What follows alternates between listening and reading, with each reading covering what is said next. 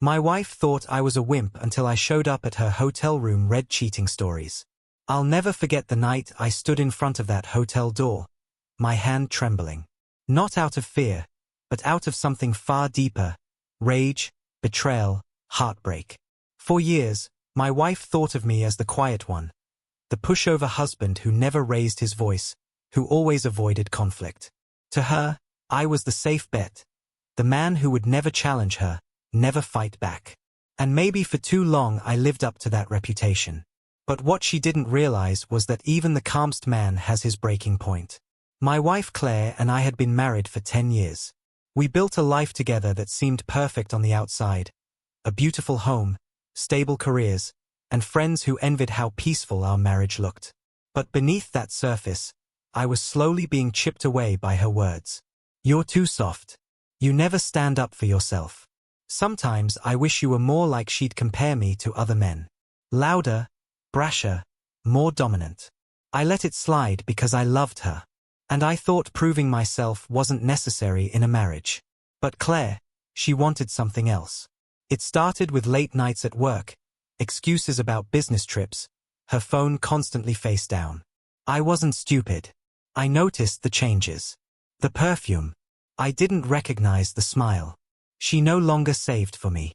The way she spoke to me like I was a nuisance rather than a husband. Every sign screamed what I didn't want to admit. Still, I told myself maybe I was imagining things. Maybe my insecurities were clouding my judgment.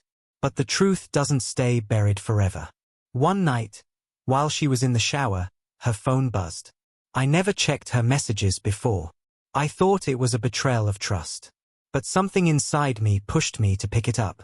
What I saw made my stomach drop. A string of messages with a man named D. Not work-related, not friendly, intimate. Plans for a hotel. Words like "can't wait to see you again and he'll never know." For a moment, I couldn't breathe. 10 years of marriage, 10 years of trust, shattered in seconds. My heart begged me to cry, to collapse. But my mind told me something else no more. I wouldn't confront her at home where she could spin lies. I wouldn't yell or beg. Instead, I was going to see the truth with my own eyes. The next day, I acted like nothing was wrong. I kissed her goodbye as she packed her suitcase for another business trip. But when she left, I followed. My chest pounded as I trailed her car across town to a fancy hotel. I waited in the parking lot watching her walk inside with a smile that wasn't for me. She wasn't meeting colleagues. She was meeting him. I sat there for an hour fighting my own reflection in the rearview mirror. The man staring back wasn't weak anymore. I wasn't the quiet pushover she could manipulate. I was a husband who deserved respect. And tonight, I was going to demand it. Finally, I walked into the hotel, my legs steady even as my heart raced. I found the room number from the messages I had memorized. And there it was, room 418. I stood outside that door, listening to muffled laughter inside. My hand hovered over the handle, my breath sharp. For the first time in years, I felt power. Not aggression, but clarity. I swiped the spare key I had taken from her bag before she left. The door clicked open, and silence fell inside. There she was, Claire, in lingerie I had never seen before. Her eyes wide with shock. Beside her, half-dressed, was the man she had chosen over me. "Mark," she whispered, her voice trembling. I can explain." "No," I cut her off, my voice calm, but firm. Stronger than I had ever sounded. "You don't get to explain. You made your choice, and now I'm making mine." I didn't shout. I didn't throw things. I simply walked in, set her wedding ring on the nightstand, and looked her straight in the eye. For once, she saw me not as the quiet husband, but as the man who finally stood tall. Her lover tried to speak, but I raised my hand. "This isn't about you. It never was. This is about a woman who thought she could walk all over her husband and never face the consequences." Claire's face turned pale.